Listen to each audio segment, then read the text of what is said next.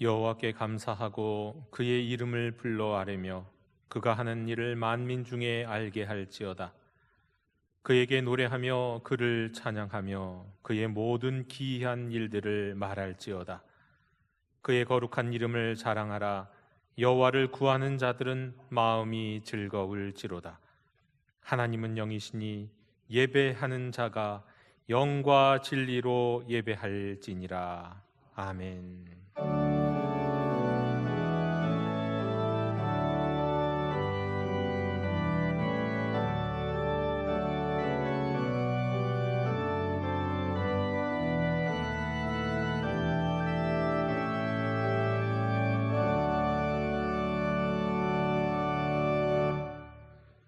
하나님 아버지, 거룩한 주일 아침에 저희들을 예배의 자리로 불러주시고 삼위일체 하나님께 찬송과 영광을 돌리게 하시니 감사합니다. 성부 하나님의 놀라운 섭리 가운데 저희가 하나님의 자녀로 택정함을 받았습니다. 성자 예수님의 십자가 구속으로 저희가 의롭게 되었습니다. 성령 하나님의 충만하심으로 저희들이 날마다 하나님의 자녀로 승리하며 살 수 있게 되었습니다. 감사드립니다. 이 크신 은혜에 감격하며 정성을 다해 예배하기 원하오니 저희들의 예배를 받아 주시옵소서. 예수님의 이름으로 기원하옵나이다. 아멘. 다 함께 자리에서 일어나셔서 오늘 이곳에 계신 성령님을 찬양하시겠습니다.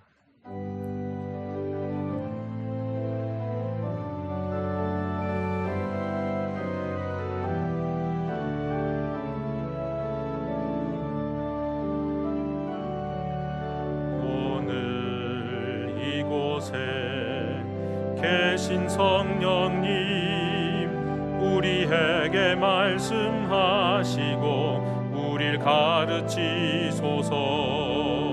닫힌 우리 맘 열어주시고 주의 빛으로 밝혀 우릴 인도하소서.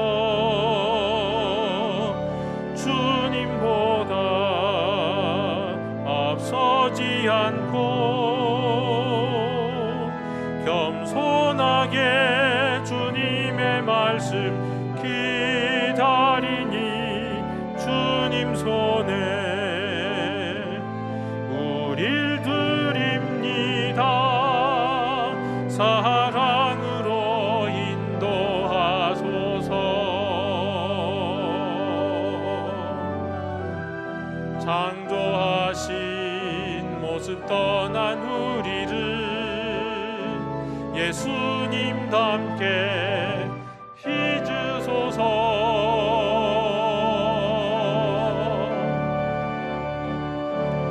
주님보다 앞서지 않고 겸손하게 주님의 말씀 기다리니 주님 손에 우릴 드립니다.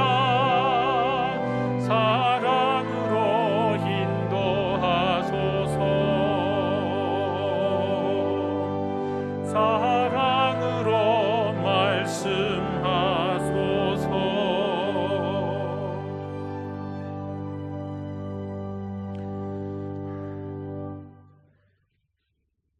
거룩하신 하나님, 저희들은 지난 한 주간 세상에 살면서 여러 가지 추한 죄를 저질렀습니다.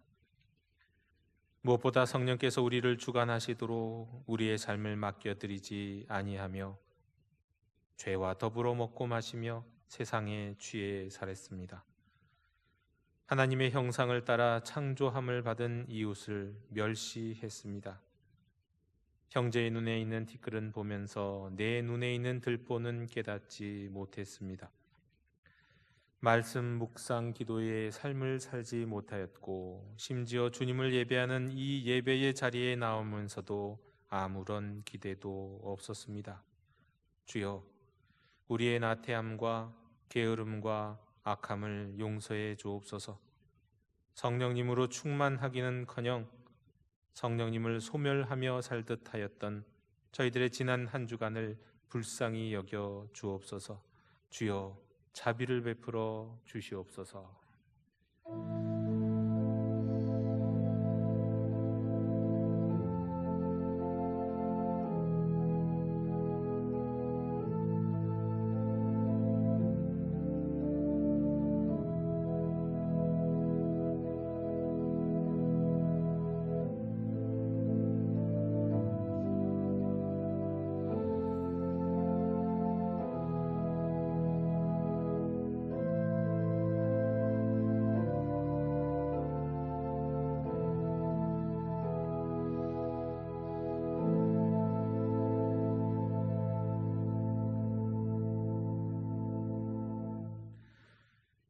작은 자야 안심하라. 내 죄 사함을 받았느니라. 아멘. 나는 전능하신 아버지 하나님 천지의 창조주를 믿습니다. 나는 그의 유일하신 아들 우리 주 예수 그리스도를 믿습니다. 그는 성령으로 잉태되어 동정녀 마리아에게서 나시고 본디오 빌라도에게 고난을 받아 십자가에 못 박혀 죽으시고 장사된 지 사흘 만에 죽은 자 가운데서 다시 살아나셨으며 하늘에 오르시어 전능하신 아버지 하나님 우편에 앉아 계시다가 거기로부터 살아있는 자와 죽은 자를 심판하러 오십니다. 나는 성령을 믿으며 거룩한 공교회와 성도의 교제와 죄를 용서받는 것과 몸의 부활과 영생을 믿습니다. 아멘.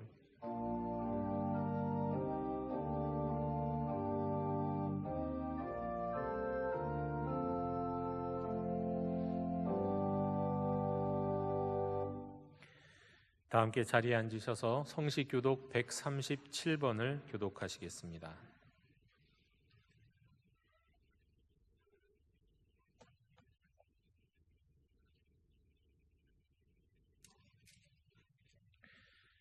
예수께서 세례를 받으시고 곧 물에서 올라오실새 하늘이 열리고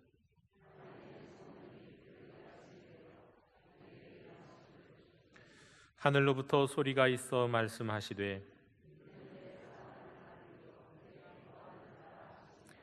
그러므로 너희는 가서 모든 민족을 제자로 삼아 아버지와 아들과 성령의 이름으로 세례를 베풀고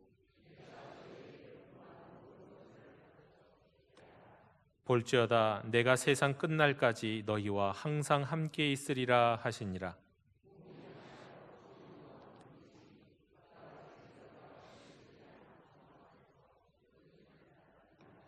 주도 한 분이시요 믿음도 하나요 세례도 하나요 하나님도 한 분이시니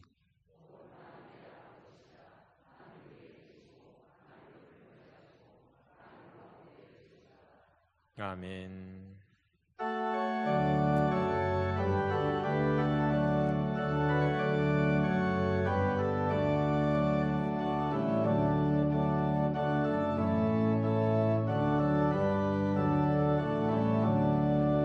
복의 근원 강림하사 찬송하게 하소서.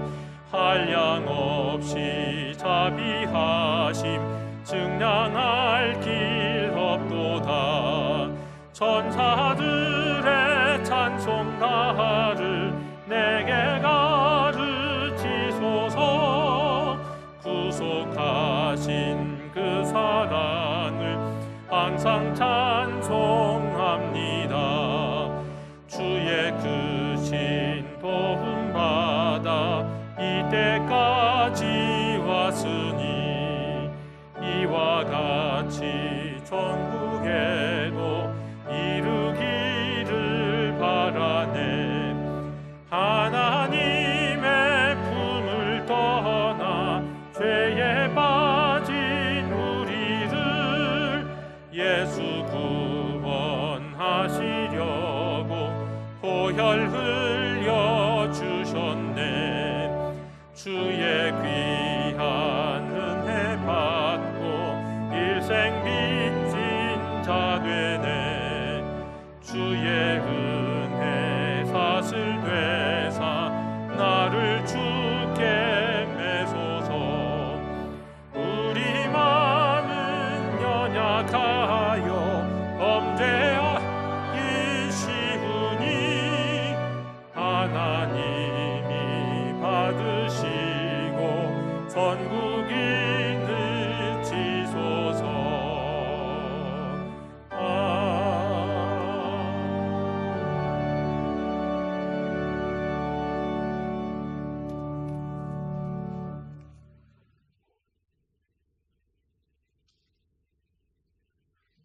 사랑이 풍성하신 하나님, 한 주 동안 하나님의 은혜 가운데 살게 하시고 예배의 자리로 인도하심에 감사합니다. 5월 마지막 주일 선교 주일로 지켜 영과 진리로 예배드리오니 하나님 홀로 영광받아 주옵소서. 성소에 들어가기 전 저희의 죄를 고백합니다.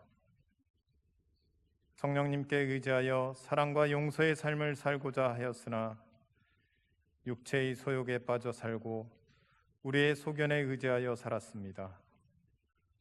이웃을 내 몸과 같이 사랑하라 하셨지만 오히려 헐뜯고 정죄하기에 바빴습니다. 부지불식간에 불의의 재물을 쌓는 데 빠져 있었고 가정과 교회, 직장에서 주신 직분을 게으르게 감당했습니다. 주님, 우리의 죄를 회개하오니 십자가의 보혈로 정결하게 하옵소서. 하나님 아버지, 이 나라와 민족을 긍휼히 여겨 주옵소서. 안보와 경제, 사회 각 분야에서 해결해야 될 많은 문제들이 있사오니 위정자들이 하나님을 경외하고 하나님께서 주신 지혜로 국정 현안과 사회 갈등을 해결하여 하나님이 기뻐하시는 대한민국이 되게 하옵소서. 백신 접종으로 팬데믹 종식에 기대감이 있지만 여전히 확산세가 줄어들지 않고 있습니다.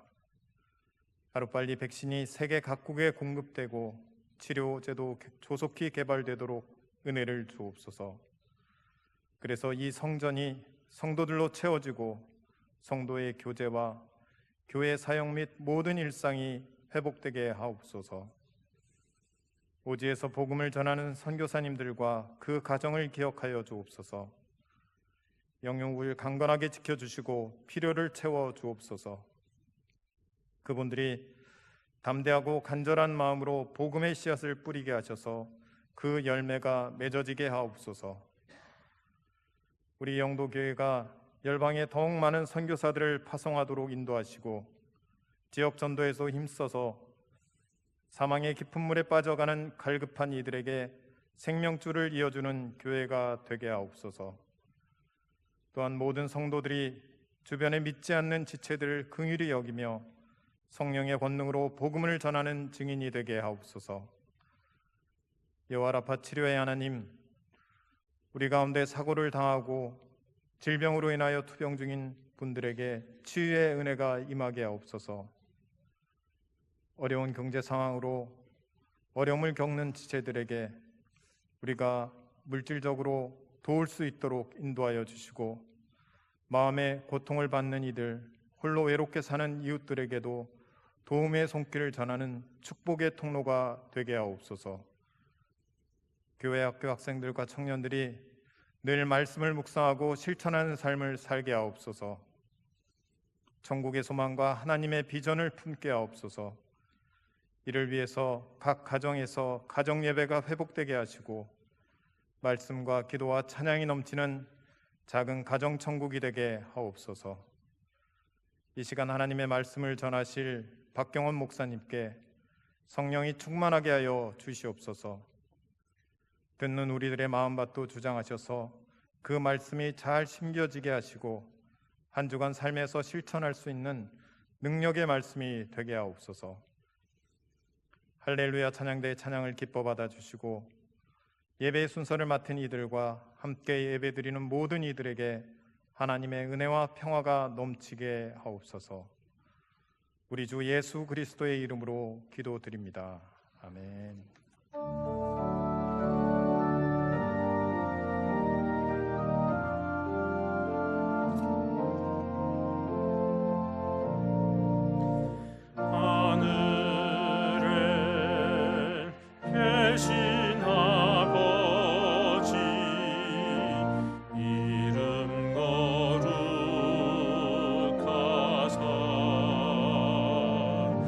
주님 나라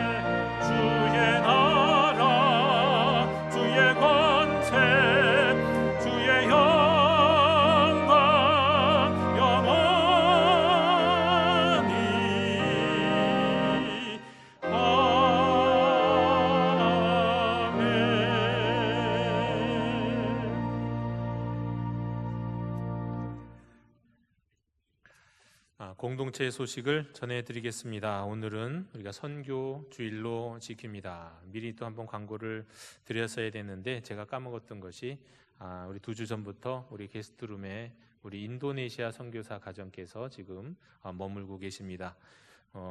우리 안과에서 수술을 받으시고 머물고 계시는데 우리 인도네시아 선교 이진현 선교사님 가정을 위해서 여러분 기도해 주시기를 부탁드립니다.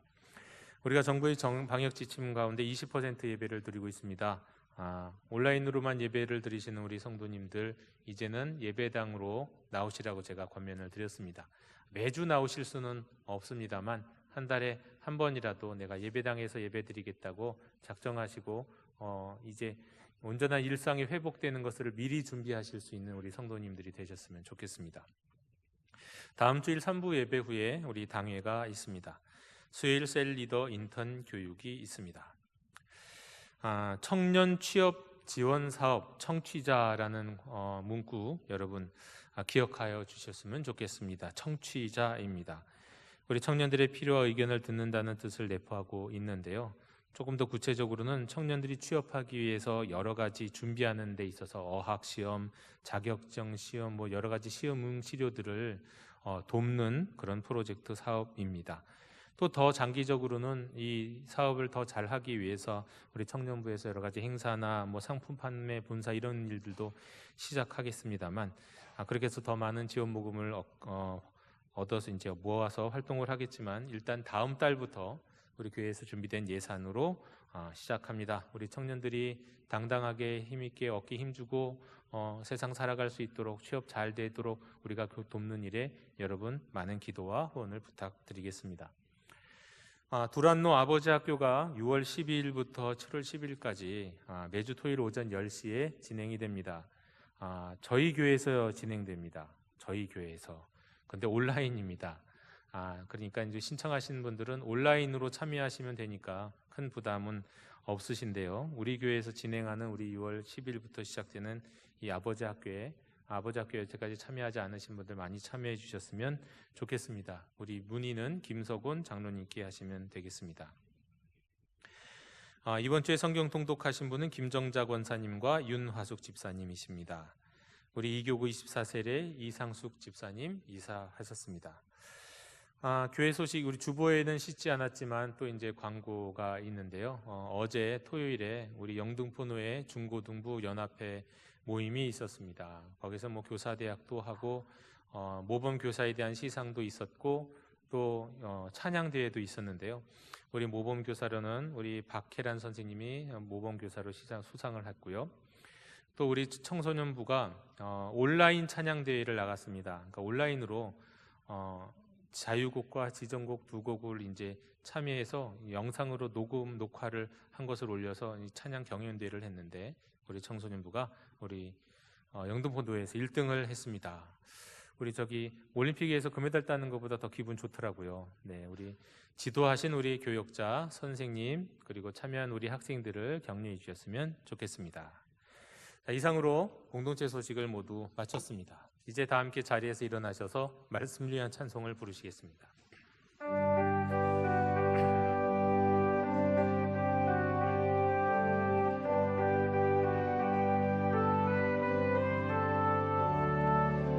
말씀하소서 여호와여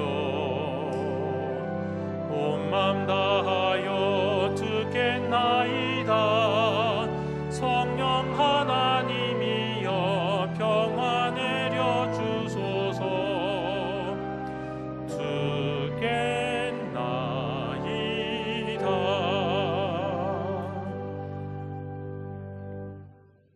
오늘 우리에게 주시는 하나님의 말씀은 사도행전 19장 1절로 7절의 말씀입니다. 하나님의 말씀을 경청하십시오. 아볼로가 고린도에 있을 때에 바울이 윗지방으로 다녀 에베소에 와서 어떤 제자들을 만나 이르되 너희가 믿을 때에 성령을 받았느냐? 이르되 아니라 우리는 성령이 계심도 듣지 못하였노라. 바울이 이르되 그러면 너희가 무슨 세례를 받았느냐? 대답하되 요한의 세례니라. 바울이 이르되 요한이 회개의 세례를 베풀며 백성에게 말하되 내 뒤에 오시는 이를 믿으라 하였으니 이는 곧 예수라 하거늘 그들이 듣고 주 예수의 이름으로 세례를 받으니 바울이 그들에게 안수함에 성령이 그들에게 임하심으로 방언도 하고 예언도 하니 모두 12사람쯤 되니라. 아멘. 자리에 앉으시겠습니다.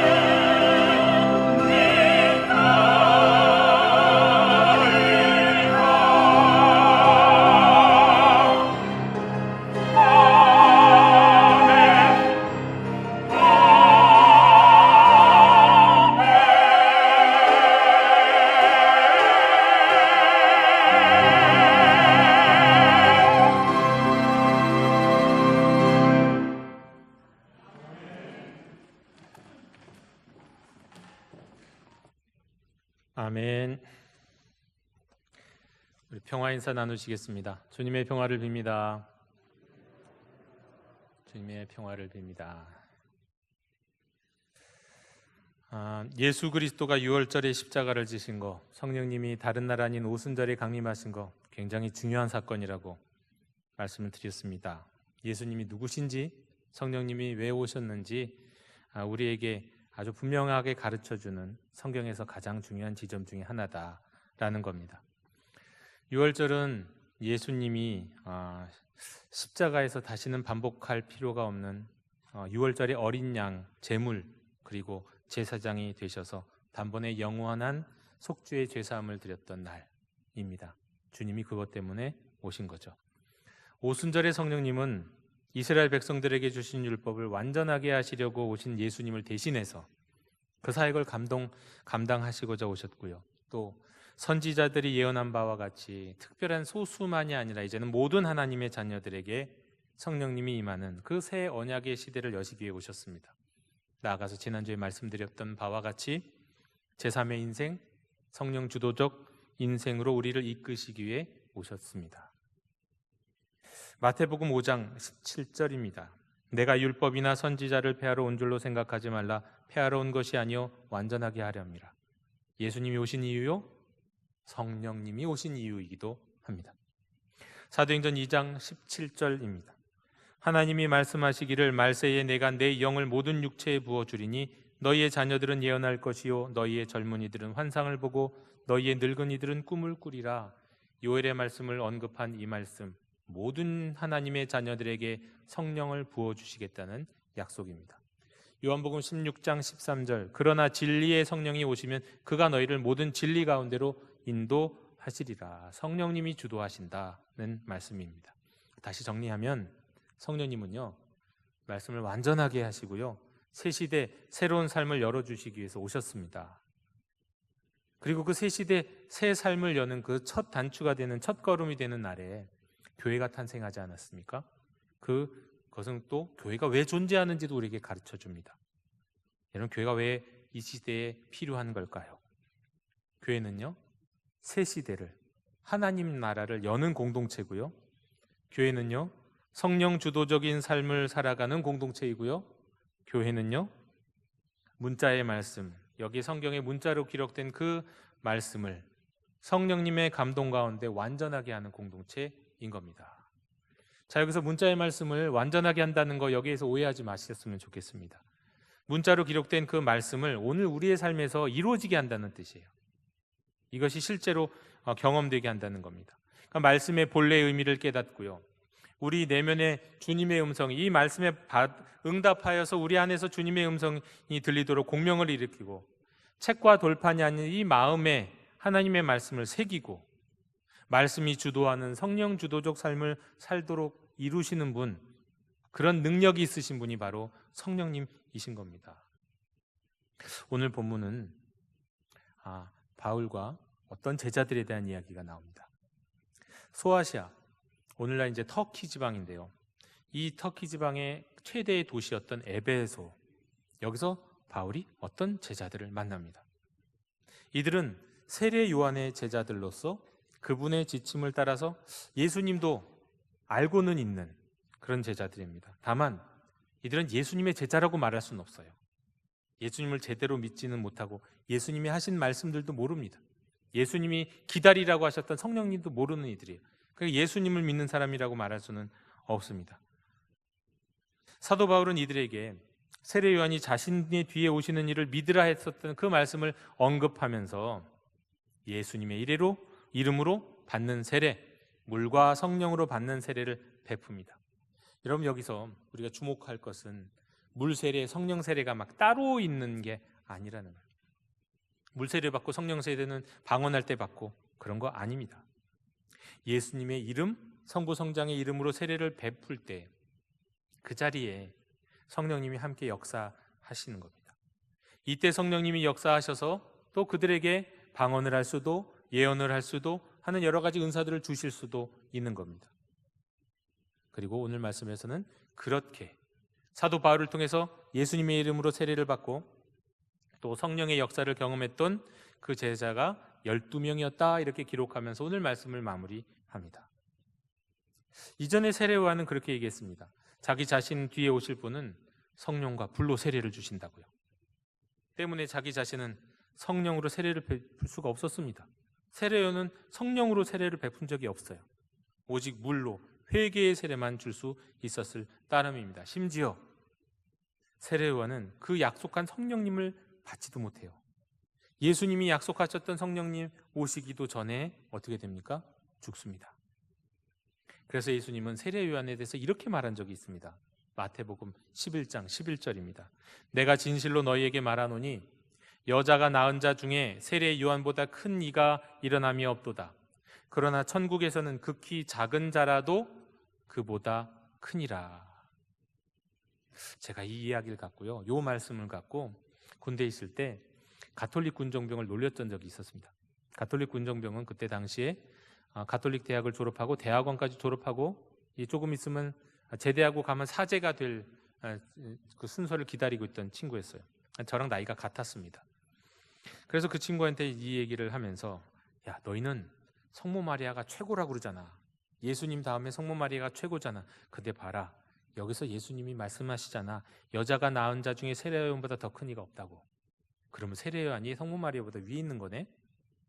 제가 이제 그렇게 사실은 약간 농담, 약간 장난삼아 짓궂게 이야기를 한 적이 있었습니다. 물론 이 말씀은 그런 의미의 말씀은 아니에요. 세례 요한은 예수님을 예비하는 빈들의 소리, 엘리야와 같은 아주 위대한 예언자 중에 하나죠. 어떻게 보면 주님의 길을 예비하는 사람이니까요. 하지만 오순절을 통해서 성령님이 여시는 그 새로운 시대, 하나님 나라에 들어가지 못한 사람인 겁니다. 그래서 그 이전 시대에 속한 사람으로서는 아주 뛰어난 사람이고 가장 뛰어난 사람이고, 그러나 새로운 성령님이 오셔서 새롭게 열리는 시대에 있는 사람보다는 안타깝지만 그보다는 성령님을 받지 못했기 때문에 못하다, 그런 의미인 거죠. 그렇다고요, 구약 성경에 성령님이 계시지 않았다는 얘기 아닙니다. 성경에 따르면 히브리어든 헬라어이든 구약이든 신약이든 보통 성령님으로 번역되는 단어는 바람, 호흡, 성령으로 다 막 바뀌면서 번역할 수 있는 단어들입니다. 그런데요, 그게 구약에도 있어요. 그런데 구약에서 말씀하는 성령님은 조금 다릅니다. 아니, 많이 다를 수도 있고 조금 다를 수도 있고요. 여하간 구약 성경에 나오는 성령님과 신약 성경에서 우리가 경험하는 성령님은 다른데요, 정말 다른 분이라는 의미보다 그렇게 느껴지고 그렇게 보인다는 뜻입니다. 자, 어떻게 다르게 보일까요? 일단 구약 성경에 나타난 성령님은요, 완전히 인격적인 분이 아니신 것처럼 보여요.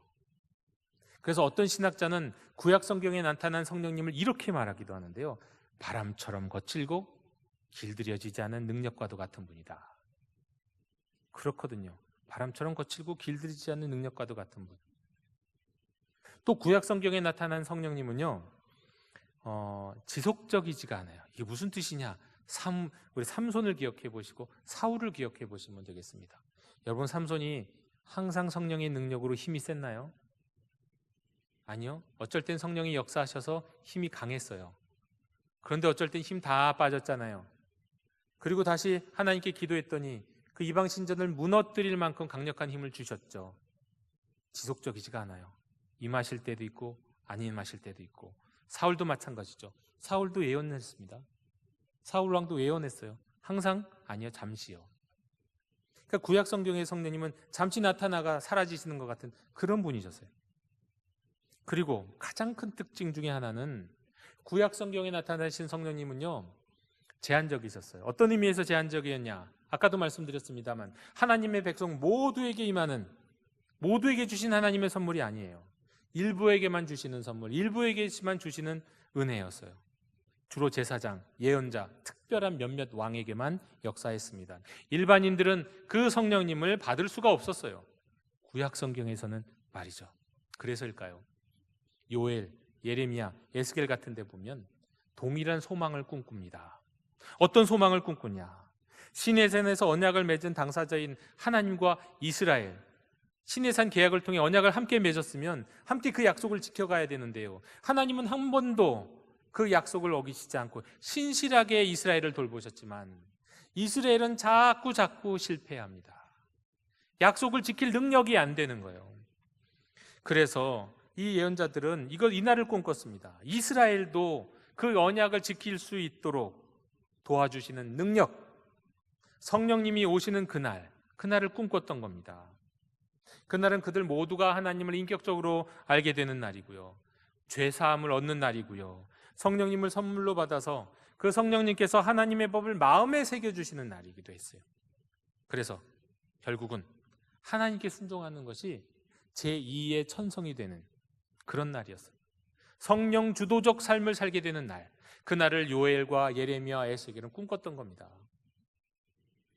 그 소망과 그 약속대로 드디어 성령님이 오셨습니다. 오순절에 오셨어요. 모든 믿는 자들에게 역사하시기 시작했어요. 고린도전서 3장 16절, 요한복음 3장 16절만큼 중요하다고 말씀드렸죠. 너희는 너희가 하나님의 성전인 것과 하나님의 성령이 너희 안에 계시는 것을 알지 못하느냐? 우리가 예수 그리스도를 믿는다면 믿을 때에 믿음의 순간부터, 아니면 그 믿음 이전에, 어쩌면 이전에 성령님은 틀림없이 우리와 함께 계십니다. 그때부터요. 여러분, 왜 성령님이 우리와 함께 하실까요? 오순절에 성령님이 오셔서 우리를 위해 하시는 사역은 어떤 사역일까요? 이미 말씀드린 것도 있지만 신약 성경에 나와 있는 이야기들을 통해서 성령님이 우리를 위해 어떤 사역하시는지 좀 몇 가지 말씀드리길 원합니다. 첫 번째로, 성령님은 우리로 예수님을 닮게 하시기 위해서 오셨습니다. 구원이 뭘까요? 구원은 십자가를 믿는 것, 십자가에서 내 죄가 다 사함받았다, 용서받았다는 믿는 것, 네, 그것도 구원일 겁니다. 그런데 그건 구원의 시작이죠. 구원의 완성은 예수님을 닮는 거예요. 그래서 예로부터 우리 기독교의, 우리 신앙의 선배들은 아이의 구원을 예수 믿는 것 넘어서 아이의 구원을 예수님을 닮는 거라고 생각하기도 했어요. 예수님을 닮는 게 구원이다. 그것이 구원의 목적인 겁니다. 그런데 이스라엘은 실패했잖아요. 언약을 지키는 데 있어서도 실패했잖아요. 그럼 우리들은, 그리스도인들은 예수님을 닮는 데 있어서 우리 의지와 노력으로 될까요? 아니요. 성령님이 오셔야 돼요. 성령님이 그것을 가능하게 하십니다. 모든 믿는 자, 새 언약의 백성에게 주신 그 성령님이 우리를 예수님을 닮아가도록 이끄십니다. 두 번째로, 성령님은 우리 안에서 아름다운 성령의 성품의 열매를 맺게 하세요. 갈라디아서 5장 22절에서 23절에 오직 성령의 열매는 사랑과 희락과 화평과 오래 참음과 자비와 양성과 충성과 온유와 절제니 이와 같은 것을 금지할 법이 없다 말씀하셨습니다. 성령께서는요, 우리가요, 날마다 순간마다 성령님께 허락하기만 하면, 또 우리가 불순종과 태만으로 우리 안에 계신 성령님을 소멸시키지 않는다면 우리 안에서 바로 이런 성품의 열매를 맺으십니다. 여러분, 사람은 바뀌지 않는다는 말 잘하죠. 어지간해서 사람 안 바뀐다고 그런 얘기해요. 네, 어릴 적 내가 저 집사, 저 권사, 저 장로 30년, 50년 전, 60년 전에도 알았는데 그때나 지금이나 똑같아. 변한 게 없어. 이렇게 말씀하시는 분들 계십니다. 잘 안 변한다고. 예, 안 변하는 부분이 있습니다. 잘 안 변하는 부분 분명히 있어요. 그러나 성령님은 그런 부분도 보완시켜 주세요. 여러분, 성격 유형 검사라는 게 있습니다. 젊은 사람들은 다 많이 했어요. 제 나이 또래까지 있으면 꼭 한두 번씩은 했는데, 가장 대표적인 게 MBTI라는 검사가 있는데요. 그 MBTI 검사를 제가 여태까지 20년 동안 10번도 더 했을 거예요. 근데 10번 내내 똑같은 유형의 성격이 나와요. 16가지 중에 하나가 나오는데 항상 똑같은 게 나와요. 근데 그 성격 검사 나온 그 성격 유형의 검사를 난 원래 이런 사람이야, 거기서 만족하면 그건 성격 유형 검사가 아무 의미가 없는 겁니다. 성격 검사는요, 자기에게 부족한 부분, 예를 들어서 내가 내향적인 성격이라면 부족한 부분, 외향성들을 개발하는 거예요. 그것을 위해서 필요한 거예요. 그게 성격 유형 검사가 갖고 있는 목적이고 이유입니다. 그런 것처럼요, 우리에게 부족한 부분을 우리 의지로는 안 되는 부분들이 너무너무 많잖아요. 그런데 성령께서 보완시켜 주세요. 만약에 우리의 성품이 바뀌지 않으면 또 그것을 보완시켜 줄 수 있는 친구와 사람도 보내주시죠. 모세에게 아론을 보내주신 것처럼 말입니다. 네, 우리의 성품을, 우리의 환경들을 바꾸면서 우리를 보완시켜 주시는 분이 성령님이신 겁니다. 그래서 그것을 통해 성령 주도적인 삶, 제 삶의 인생으로 이끌어 가신다는 겁니다. 세 번째로, 성령님은요, 우리에게 예배할 능력을 주시는 분이십니다. 여러분, 죄 많은 인간들에게 예배는 아주 이질적인 거예요. 이질적이에요. 이질적. 불편한 겁니다. 여러분, 예배라는 건 하나님을 섬기는 것이기 때문이에요. 예배는 받는 게 아니에요. 예배는 쇼가 아니에요. 예배는 관람하는 게 아니죠. 예배는 하나님을 섬기는 거예요. 하나님의 말씀을 섬기고요. 하나님께 영광을 올려드리면서 하나님을 섬기는. 근데 인간은 기본적으로 나르시시즘에 빠져 있잖아요. 자기 사랑에 갇혀 있잖아요. 그러니 자기가 섬김받는 건 너무너무 즐거워합니다. 그래서 돈이 조금 있으면 고급 호텔, 고급 식당에 가서 대접받는 거 사람들 다 좋아해요. 돈만 있으면요. 할 수만 있으면 그런 대접받는 거 즐거워합니다. 대접받고 섬김받는 거니까요. 그러나 그런 사람이, 자기 사랑에 가득한 인간은요, 다른 사람을 섬기는 건 너무 부자연스러워요. 이렇게 다른 사람을 섬기는 건 마치 중력을 거스르는 것과 똑같습니다. 그런데 그런 이들이 하나님을 예배한다. 성령의 능력으로만 가능한 거예요. 예배라는 종교의식에 참여하는 것은 누구나 가능한데요. 근데 하나님을 진심으로 예배하는 것은 성령님이 아니시면 불가능한 겁니다. 성령님 우리에게 이렇게 임하시고 역사하시면서 우리를 예배 속으로 이끄시기 위해서, 예배할 수 있는 능력을 주시기 위해서 우리에게 오셨습니다. 따라서 우리는요, 예배 전에 기도해야 됩니다. 여러분 예배 전에 기도하셨습니까? 예배당에 미리 오셔서 기도하셨을까요? 예배를 위해 기도해야 돼요. 늘 예배를 위해 기도해야 돼요. 또 예배를 향해 마음이 열려 있어야 됩니다. 예배 가운데서도, 예배를 향해서도 내 마음 딱 잠궈놓고, 자물쇠로 딱 잠궈놓고 나는 여전히 나일 거야, 나는 변하지 않을 거야, 그래 어떻게 두고 보자, 이런 마음으로, 다친 마음으로 예배 드려서는 안 되죠. 예배를 기대해야 돼요. 예배 자리에 일어나면서 오늘 예배 가운데 어떤 일이 있을지, 어떤 말씀을 주실지, 하나님이 나를 어떻게 변화시키실지 그런 기대하는 마음으로 예배를 드려야죠. 성령님이 주관하시고 성령님이 감동하시며 성령님이 기뻐하시는 예배가 되도록 마음을 열고 기대하고 기도해야 합니다. 그런데 예배를 위해서 난 기도하지 않는다, 생전 난 예배를 위해 기도하지 않는다, 난 예배하면 마음이 닫혀진다, 또 난 예배에 대해서 어떤 기대도 없다라고 생각하면 심각하게 생각해 보십시오. 진짜 심각하게 생각해 보세요. 내 안에 성령님이 계신지. 내 안에 성령님이 계신지를 생각한다는 얘기는 동시에 무엇을 생각하는 겁니까? 내가 예수님을 믿는지. 우리가 믿을 때 성령님이 함께 오시니까요. 그게 아니라고 한다면 또 이것을 점검할 필요가 있어요. 내가 내 안에 계신 성령님을 소외시키고 있는 것은 아는지 아닌지 점검을 해야 합니다. 우리가 성령 안에서 예배를 드리면요, 우리가 예배 시작할 때 오늘 이곳에 계신 성령님 찬양하지 않습니까? 이 찬양을 진심으로 드리게 돼요. 열망하면서 정말 이 일이 일어났으면 좋겠습니다. 성령이 주시는 능력입니다. 성령이 우리와 함께 하시는 증거인 겁니다. 네 번째로요, 성령님은 우리에게 사명을 주십니다. 그 중에서도 대표적인 사명은 뭘까요? 복음을 전하는 사명이겠죠. 알지 못하는 이웃들에게 나가서 내가 귀찮은 일, 그 사람들이 나를 외면할 수도 있고 나에게 오히려 멸시의 눈빛을 보일 수도 있는 그런 전도하는 거, 여러분 그건 우리의 본성에 반하는 겁니다. 우리는 누구나 기분 좋은 모습으로 미소를 받고 싶지, 기분 나쁜 모습으로 나를 싫어하는 눈빛을 받고 싶지 않잖아요. 그런데도 전도하러 나간다. 이건 성령님이 주시는 은혜예요. 성령이 주시는 능력입니다. 제가 대학 언제도 말씀드렸지만 제가 청년부 할 때, 대학부를 할 때, 다닐 때요, 학생으로 다닐 때 제가 다니던 교회는 열심히 전도하는 교회예요. 엄청나게 전도를 열심히 하는 교회.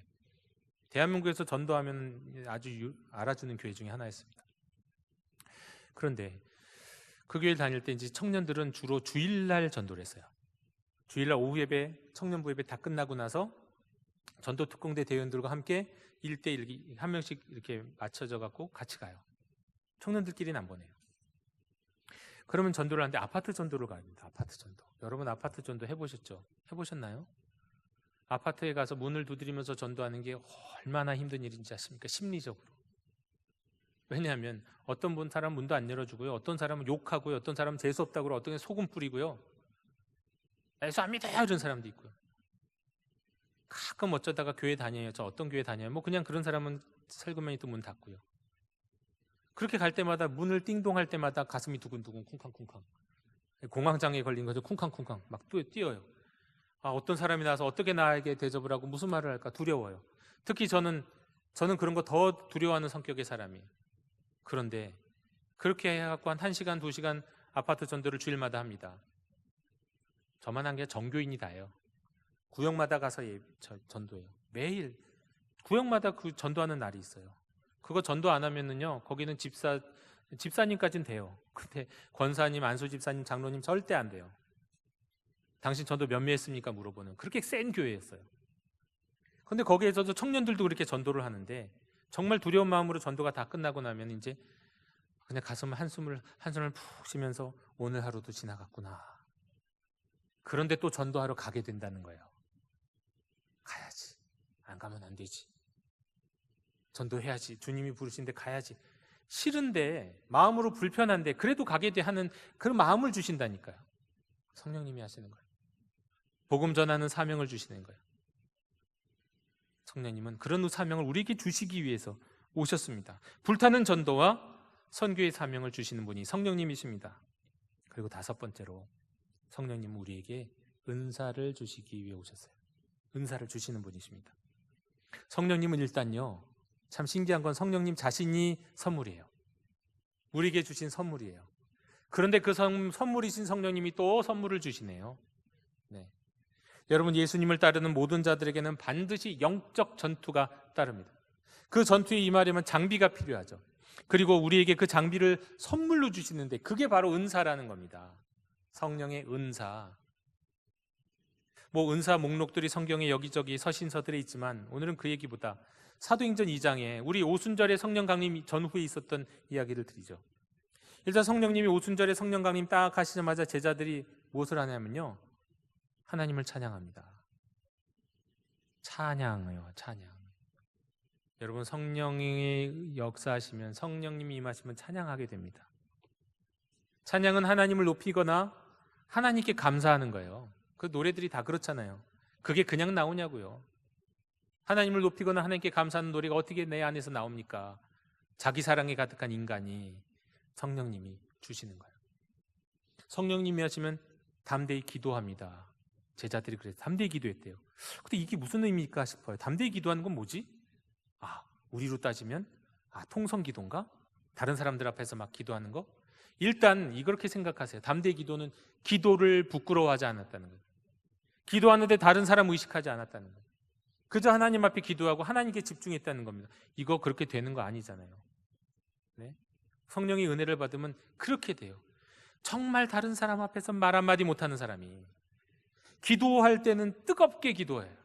옆 사람이 신경도 안 쓰고 하나님 앞에 기도하고 간절히 울부짖으면서 부르짖으면서 기도할 수 있어요. 성령님이 역사하시면 우리에게 주시는 은사인 겁니다. 이런 담대한 기도도요. 또 이기심을 넘어서 자기 소유를 주장하지 않고 유무상통했잖아요. 원시공산주의가 이루어졌잖아요. 원시공산주의.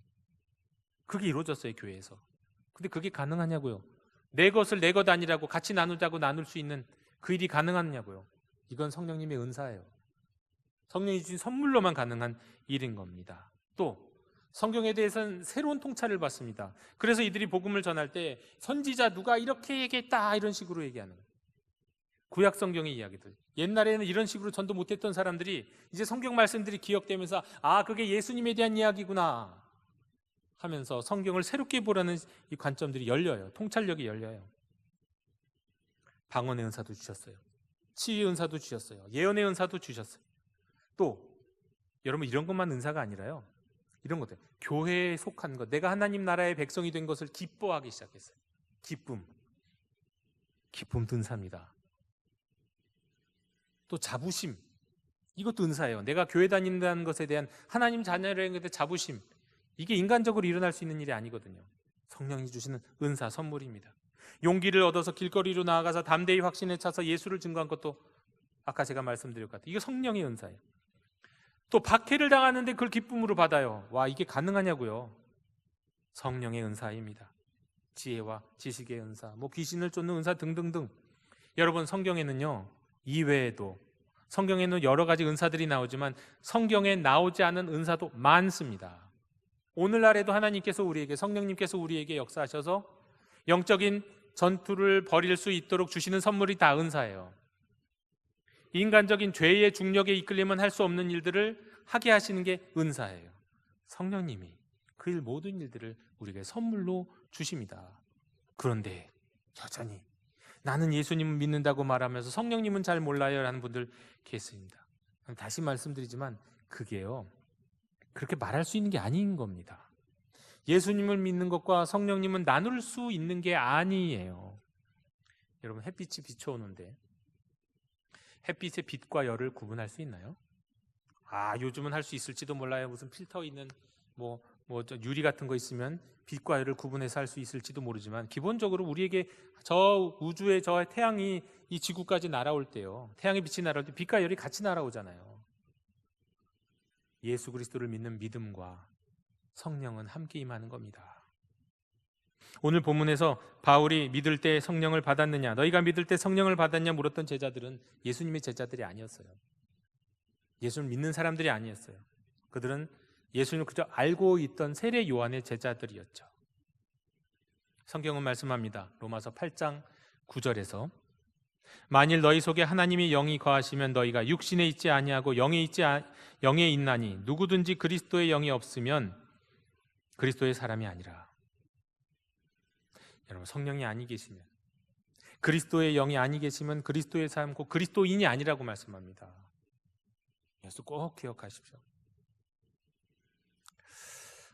요즘 그 이재철 목사님이 최근 얼마 전에 다시 언론에 이제 좀 부각이 된 적이 있었습니다. 왜냐하면 그 자식들 때문에 그래요. 그 자식들 때문에, 아들들이 있는데 아들 중에서 둘째 아들 때문에 좀 다시 유명해지긴 했는데, 둘째 아들 말고 이제 첫째 아들과 있었던 일화입니다. 그 첫째 아들도 유튜버로 활동하고 있어요. 꽤 좀 알려진 유튜버인데요. 이재철 목사님이 이제 장신대 신대원을 졸업했을 때 그 졸업 여행을 제주도로 가게 됐습니다. 그때 이 첫째 아들을 데리고 갔어요. 그때 이 첫째 아들, 큰 아들은 당시 3살이었습니다.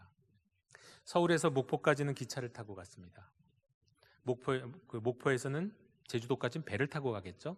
그리고 올라올 때는 다시 비행기를 타고 오는 그런 코스였습니다. 3살 아들은 가기 전부터 잔뜩 기대로 불었어요. 늘 자기가 장난감으로 갖고 놀던 기차, 배, 비행기를 진짜 탈 수 있다고 하니까 막 너무 기대가 됐죠. 정말 기차를 탔습니다. 여러분, 여기서 목포까지 기차 타고 얼마나 많이 걸릴까요, 시간이? 그런데 이 3살 아들은 하나도 지루하지 않고 너무너무 즐겁게 기차를 탔어요. 그 다음에 목포에 내려서 점심 식사를 하고 이제 여객선을 타기 위해서 터미널로 갔는데요. 그 개찰구와 여객선 사이가 너무 가깝고 배가 또 너무 커갖고요, 이 배가 제대로 보이지도 않고 하여튼 뱃속으로 들어갔어요. 배를 탔어요. 그리고는 이 3살 아들과 이 목사님은 이 3등 선실, 가장 그 밑바닥 안쪽 깊숙이 있는 선실에 자리를 잡았습니다. 드디어 배가 출발했습니다. 하지만 3등 선실이라 바깥은 보이지 않았어요. 한참 후에 그 3살짜리 아들이 아빠에게 묻습니다. 아빠, 우리 언제 배 타요? 그때 이 목사님은 지금 우리 배 타고 있어, 우리 배 안에 있어 라고 대답을 했어요. 그러자 아이가 아빠는 거짓말장이라고 울며 불며 난리가 났어요. 아무리 달래도 막무가내였어요. 생각해보니 그래요. 배를 탈 때는 아이가 배 모습을 제대로 보지도 못하고 그냥 건물에 들어가는 것처럼, 지하실로 들어가는 것처럼 쑥 들어갔거든요. 배가 안 보였어요. 너무 크기도 크고. 그래서 아들을 안고 가판 위로 올라갔습니다. 가판 위에서 배가 보이리라 생각하고. 근데 가판 위에 올라가도 배가 안 보여요. 배가 크기도 하고 배 전체가 보이질 않는 거예요. 이 3살짜리 아이가 생각한 배는 장난감으로 봤던 배 모양인데 그게 안 보이는 거예요. 어디를 봐도 그냥 무슨 건물 위에 올라와 있는 것처럼 그렇게 느껴지는 거예요. 거기서도 울며 불며 그랬다는 겁니다. 아무리 설득을 해도 안 되더라는 거예요. 믿지 않더라는 거예요. 드디어 제주도에 도착했습니다. 그리고 이제 제주 터미널에 내렸어요. 자, 터미널에 내린 다음에 이제 아이의 손을 잡고 걸어가는데 아이가 이제 자꾸 뒤를 돌아봅니다. 아빠가 얘기한 것처럼 이게 배인가 아닌가. 점점점 멀어지니까 드디어 배 모양이 다 한눈에 보이는 거예요. 내가 어렸을 때 장난감에서 봤던 그 배 모양 맞아요. 그래서 그때서야 그 아들은 기뻐하면서 뛰면서 외쳤대요. 와, 나 배 탔다. 그때서야 드디어 장난감으로 본 배 모양을 이제 보게 된 거예요. 인식하게 된 거예요. 하지만 불행히도 그때는 이미 배에서 내린 뒤였죠. 배를 타고 있을 땐 그걸 즐기지 못했어요. 그런데 또 문제가 생겼습니다. 이번에는 제주도에서 서울로 올라가는 비행기를 탈 때였습니다. 한번 상상해 보세요. 어떤 일이 벌어졌을까요? 비행기를 탈 때 여러분은 어떻게 타십니까? 비행기 터미널에서 대개의 경우에는, 물론 저가 항공들은 아닌데 대개의 경우에는 비행기 문으로 바로 들어가잖아요. 비행기 모양도 못 보고 바로 들어가요. 예, 또 그런 일이 벌어진 거예요. 아이를 안고 비행기를 탔어요. 네, 보딩 브릿지를 통과해서 비행기를 탔는데 아이가 좀 이따 또 그래. 아빠, 우리 비행기 언제 타요? 또 그러는 거예요. 또 같은 상황이 벌어져요. 또 아빠가 거짓말쟁이라고 막 울어요. 이번에는 김포공항에 내렸습니다. 다행히도 김포공항에 도착했을 때는 이 계단으로 내려오는 것으로 내려갔고, 비행기에서 계단으로 내려오는 거 있잖아요. 그 계단차. 그리고는 이제 걸어서 들어갔는데, 그때도 그 아이는 또 뒤를 자꾸 돌아보면서 자기가 탄 게 아빠 말이 맞나 비행기 맞나 확인하는 거예요. 그러다가 비행기가 모습이 전체가 딱 보였을 때 그때서야 기뻐하는 거야. 야, 나 비행기 탔다. 이재철 목사님 후에 얘기했습니다. 당시에 아들이 아빠 말을 믿었다면 여행 가운데 그렇게 울 일도 없고 그 여행이 한없이 즐거운 여행이 되었을 텐데, 이렇게 이야기를 하는 겁니다. 여러분, 성령님은요, 우리가 예수님을 믿는 그 순간, 글쎄 그 순간이라고 해야 될까요? 그 직전이라고 해야 될까요? 그건 모르겠어요. 하여튼 예수님을 믿는 그 때로부터 우리와 항상 함께 하십니다. 네. 성령님이 계시지 않으면 우리가 예수 그리스도를 나의 구주로 고백할 수도 없습니다. 성경은 분명히 이렇게 말씀하고 있습니다. 다만 우리가 비행기를 탔으면서도 비행기 탄지 모르고 배를 탔는데도 배를 탄지 모르는 것은 성경 말씀을 믿지 않아서일 것이고요. 또 한 가지는 이거예요. 우리가 성령으로 충만하지 못한 경우가 너무 많기 때문에, 성령으로 충만하면 내가 성령 안에 있다는 걸 확인하는데 그렇지 못한 시간이 훨씬 더 많은 거예요. 그래서 우리는요, 늘 성령이 충만하도록 해야 돼요. 어쩌다 성령 충만했던 삼손이나 사울처럼 말고요. 네? 성령 충만함이 우리의 평소요 일상이 되도록 해야 됩니다. 여러분, 성령님은 우리를 떠나시지 않아요. 다만 성령님은 우리 인생이라는 집의 거실에 좀 조용히 있는 손님처럼 계실 때가 너무 많대요. 여러분, 성령님 우리를 좀처럼 강제하지 않으시기 때문에 우리가 안에 성령님을 모시고는 우리한테 내어드려야 돼요. 이 방 열쇠도 드리고 저 방 열쇠도 드리고, 자, 이 집은 자 성령님의 집입니다. 이렇게 다 내어드려야 돼요. 우리 인생을 다스리는 우리 삶의 보좌를 내어드려야 돼요. 그러면 성령님께서 역사하시기 시작하면서 일단 우리 안에서 죄가 떠오르죠. 왜냐하면 성령님과 죄는 함께 하실 수 없으니까. 성령님이 역사하시는 들어가는 방마다 그 숨어있는 죄들이 드러나기 시작해요. 그래서 우리는 고백하게 하시고, 그리고 그 고백을 통해 용서함 받게 하시고 우리를 거룩하게 하십니다. 여러분, 성령님께 이 기회를 드려야 합니다. 성령님이 오시기를 갈망해야 돼요. 기도해야 돼요. 성령님 향해 우리 마음을 활짝 열어야 돼요. 성령님이 역사하실 것을 정말 갈망하고 기대해야 됩니다. 우리가 진정으로 예수님을 믿을 때에 우리에게 오신 성령님으로 하여금 우리의 인생을 주도하실 수 있도록 내어드려야 합니다. 여러분, 우리가 죄를 이기는 방법은요, 죄에 대해서 대항하는 것도 가능하지만 그보다는, 우선은 또 계속해서 성령님께 자신을 내어드리고요, 성령님이 주시는 은사로 영적 전쟁의 가운데서 죄와 악의 권세를 대해 싸워야 되는 거예요. 순서가 바뀌었어요. 그래서 우리의 싸움은 어떻게 보면 1차적으로 우리의 싸움은 어둠과의 싸움이 아니라 악과의 싸움이 아니에요. 내 자신을 성령님께 드리기 위한 싸움이에요. 이렇게 성령님께 우리를 내어드리면 우리는 다양한 통로를 통해서요, 우리 인생을 이끄시고 인도하시는 그 하나님의 살아계심, 성령의 내주하심을 경험하게 되는 겁니다. 영도교 형제자매 여러분, 우리가 예수님을 믿을 때에 성령님이 이미 우리와 함께 하셨음을 믿으시기 바랍니다. 다만 그 성령님이 우리 안에 거하실 뿐만 아니라 역사하시도록 우리 자신을 성령님께 내어드려서 성령 주도적 삶, 제3의 인생을 살아가실 수 있기를 바랍니다.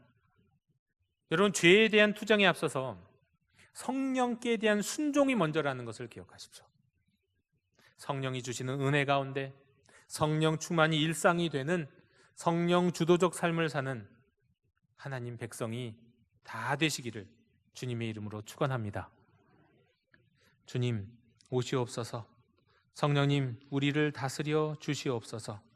우리 안에 가장 깊은 곳까지, 우리가 걸고 문고리를 걸고 내어드리지 않았던 영역까지 다 다스려 주시옵소서. 그리하여 성령 주도적 삶을 사는 저희들 되게 해 주옵소서.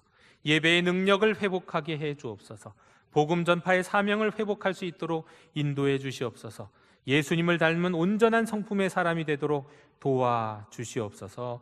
예수님의 이름으로 기도드립니다. 아멘. 이 시간 응답의 찬송 195장을 부르시며 봉헌하시겠습니다.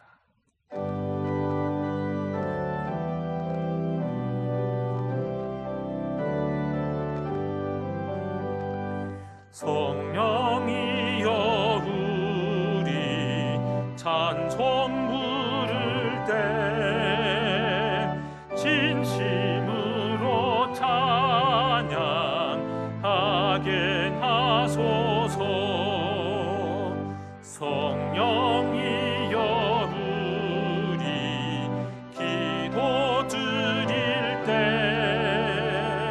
우리 곁에 계셔 일러주소서. 성령이여 우리 성경 읽을 때 그 속에서 빛을 보게 하소서.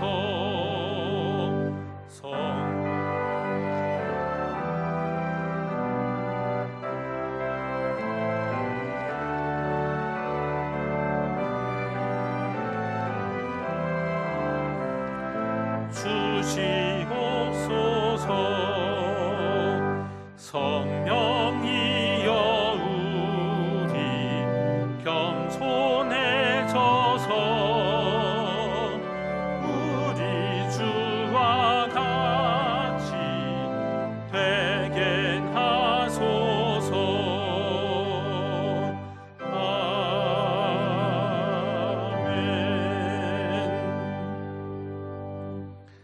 은혜가 풍성하신 하나님, 이 시간 주님께 귀한 물질 드리게 하여 주시니 감사합니다. 우리의 소유가 다 하나님의 것이고 하나님에게 받은 것인 줄로 압니다. 주님께 받은 것 다시 주님께 돌려드립니다. 주일 헌금으로, 10의 1조로, 선교 헌금으로, 감사 헌금으로, 다양한 이름으로 주님께 드립니다. 주님께 드릴 수 있는 마음 주심에 감사하고 드릴 수 있는 물질 허락하여 주심에 감사드립니다. 드리는 손길마다 복되게 하시고 더 많은 것 드릴 수 있는 마음과 물질도 계속하여 더하여 주시옵소서. 우리의 모든 것 되시는 예수님의 이름으로 감사드리며 봉헌기도 드리옵나이다. 아멘. 다 함께 자리에서 일어나셔서 결단의 찬양을 함께 부르시겠습니다.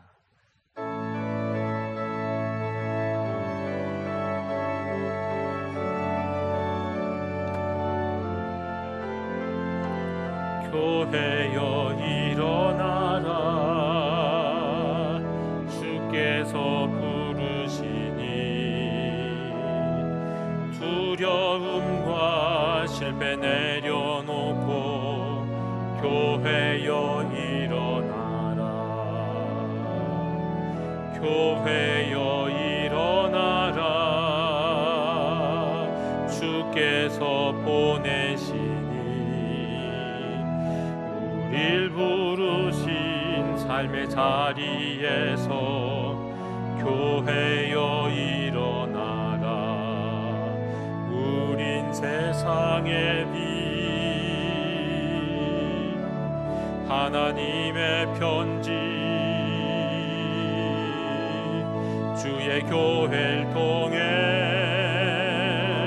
세상이 주를 버리라. 일어나라. 아버지 사랑으로, 아버지 능력으로 서로 하나 되어 그 빛을 비추라. 노래하라. 아버지의 사랑을, 아버지의 크심을 이